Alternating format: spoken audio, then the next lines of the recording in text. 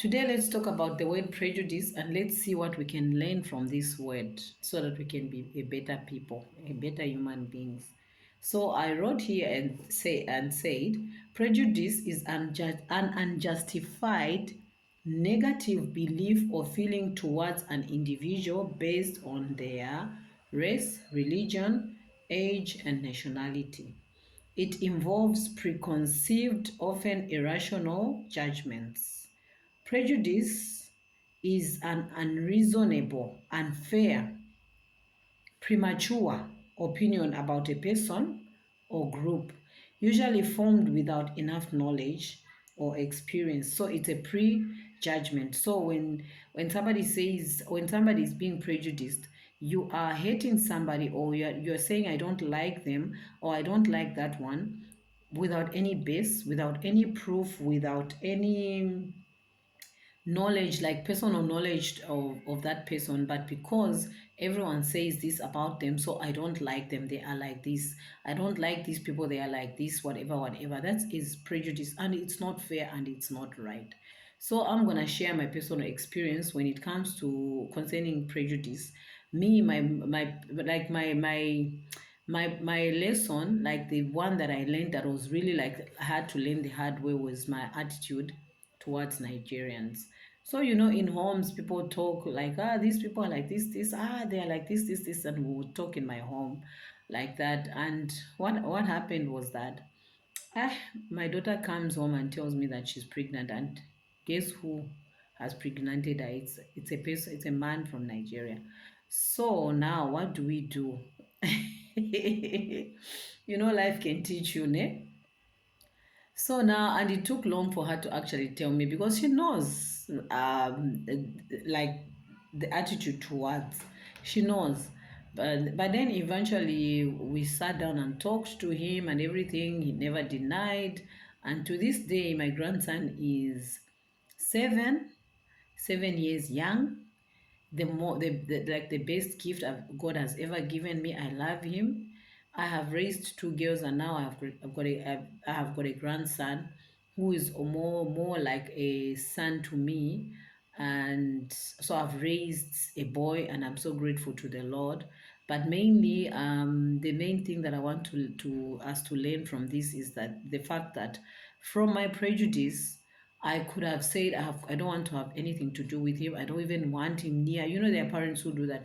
I don't want him anywhere near my grandson, near my daughter, and whatever. But who will suffer at the end of the day? It's the child, because you can never deny, no matter what. We're not encouraging children to go out there and get children, and have children out of before they are married. But when it happens, what is the way forward? If you have ever done that, like you say, I don't want anything to do with the father of this child, whatever. It's just, remember, it's not about you, it's about that child, because that child will ask you one day, and what are you going to tell them? So let's not be selfish when such things happen. We're not encouraging our children to do that, because obviously they should live in purity, in the love and the fear of God. Obviously, if they know that they're supposed to be pure and righteous, love and fear the Lord, they won't go and sleep around. And in so doing, obviously, we're not encouraging, but we are talking about when it has happened. What do you do? So I'm so grateful to the Lord, because from the word go, he took responsibility. He takes good care of his child. He pays whatever that he needs to pay for the child. He makes sure, like, he does make sure. I cannot complain, honestly speaking. So if I had continued with that prejudgment and that crucifying and crucify, kill, and throw into jail, even throw the key in the water, what would have happened? So I had to learn the hard way. It was like, really, it was hard, it wasn't easy, but I thank God, because actually I didn't say, like, push him away. I just let it be. Let him be. If he wants to be involved in this child's life, let him be, whatever. And he's been there. He has done the best of the best that he can do. I am not saying that he's perfect, but from my prejudgments, I learned that actually some of the men from other nationalities wouldn't even reach up to that level of responsibility that he has taken as a father of my grandson. And so prejudice is not a good thing, because you can prejudge. Don't judge because of nationality, because of tribe, because of color, because of race, because of age, because of whatever. When you want to judge, judge from experience, because you have an experience, and that experience is not because of a group.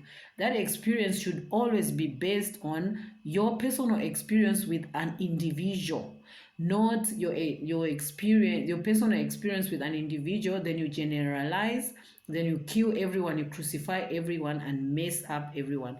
Because I remember also when I'd started going to Spirit Revelation Ecclesia by Pastor John Anosike. Somebody tells me, yeah, I know Pastor John. I've been to that church, because we had gone to do whatever that they had gone to do. It was like some work or whatever. So I know him. I'm like, okay, did you meet him personally?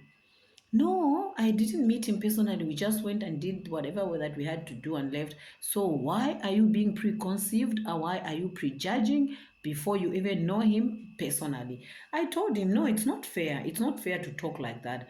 And I'm glad that person understood and heard, because you're gonna miss out on good things just because you are being prejudged, because everyone you are being prejudged. You are, I don't know, you are you are prejudging, and then just because everyone says whatever, then you want to join in joining in, you end up sinning, and you end up having cases over your life or whatever, just because you feel like opening your mouth. So at the end of the day, let's learn from this. Let's not prejudge.